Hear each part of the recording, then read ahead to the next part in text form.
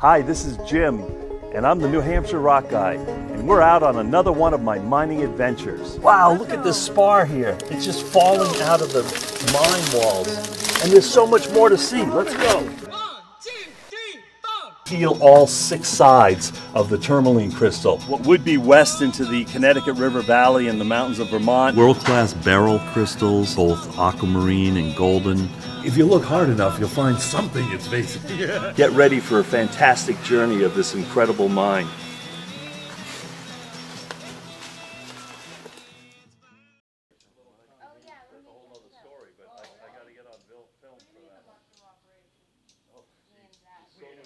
Now this is truth and urban myth. What kind of mushrooms are we talking about?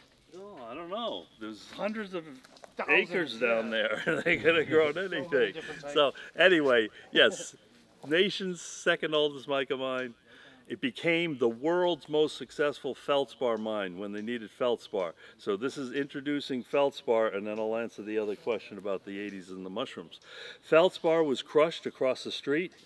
The Golden Keen Company sold it to 18 states to make pottery, earthenware, glassware, and the need for feldspar escalated after Prohibition ended. So alcohol bottles. That was the great need that fueled the Golden Keen economy. So they took more feldspar tons out of this than any other mine in the world. And it went across the street and it got crushed by an incredible machine, which is what we'll talk about next. Wow. But at this level, let's just mention that Mike pointed out the railroad timbers, big timbers here.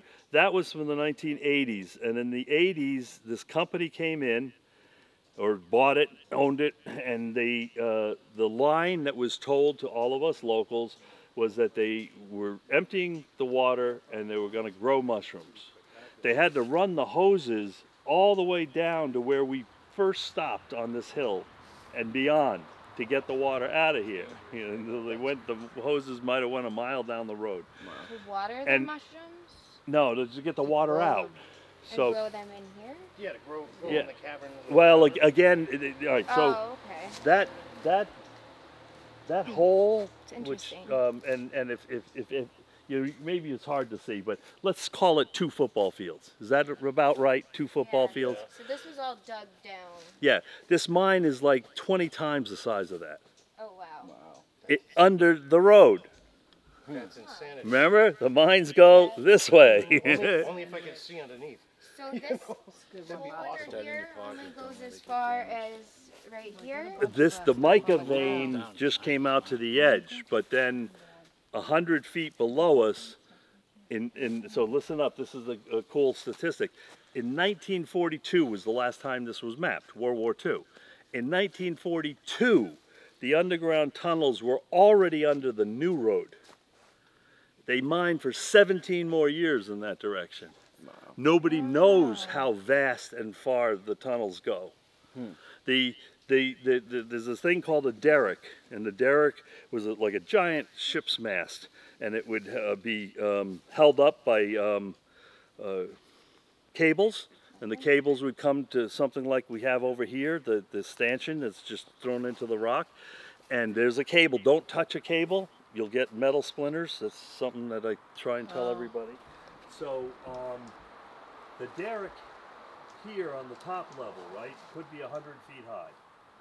The top of the derrick on the next level down was 110 feet below the surface.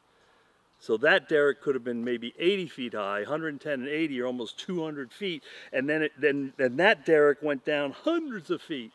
And they put down, well, one of the coolest vehicles was one of those Gomer Pyle Jeeps. It was a World War II Jeep, and they outfitted it with a dump truck body. Some of the mining jobs were really boring, okay? So unfortunately Dick is no longer with us, I believe, but Dick Fisk had the job of driving that down the tunnel and back out the tunnel, and down the tunnel and back out the tunnel. And they'd fill it with feldspar, he'd bring it out, it would come up the underground hoist, then it would be taken by rail to the top, and then the above ground hoist, which I believe the above ground hoist was over here. And so just think of this now. So it's bringing up, say, giant buckets of the discard. So it would then, there would be a boom, right, that would move around. So they would hoist it up from like right below us and then bring it over there and dump it on a single pile. It went hundreds of feet high, just all crystal rocks. That was taken for the underlayment for this road. So the road we're driving on is nothing but crushed mica and quartz and feldspar. And the land across the street from where we are is nothing but, they had so much discard, they just kept, filling acres and acres in with it. So did they find actual crystalline pockets? We're not in a pocket area.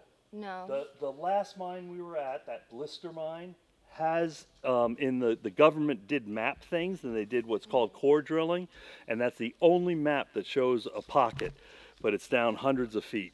So they need to actually go in there and start, they need to dig it out. They have to get down there and blast. I'm not sure if I caught that. They're gonna get it down there and blast pretty much for the depth, right? Yeah, but That'd be a lot of work. she's talking about like pockets where the crystals grow into it. The natural formed, like, geode pockets Maine has tons of pockets. in the veins. So we are not pocket rich, and but anyway, there's two things I can show you if we. No, I didn't tell you the mushroom story, did I? So they pumped it now. You can't pump out now. You can't, if you want to go, if I want to see what's in this mine, the DEP or whoever would prevent you from ever emptying this again. So they were lucky in the 80s that they could empty it. So weeks, the pumps, these were the platforms for these giant modern pumps pumping this out, right? You're sucking up from here and you're sucking up from hundreds of feet below us, running the pipes a mile down the road. And at the end of the operation, they disappeared. The whole operation disappeared overnight, one weekend. Everything moved, just left. All the pumps left, all the people left. So what we know is that they pumped. The urban myth is that they buried. They buried Jimmy Hoffa, they buried nuclear waste, you name it, I don't know, but it may be buried in the depths of this mine because all they did was take all this stuff and leave, and nobody ever heard from them again.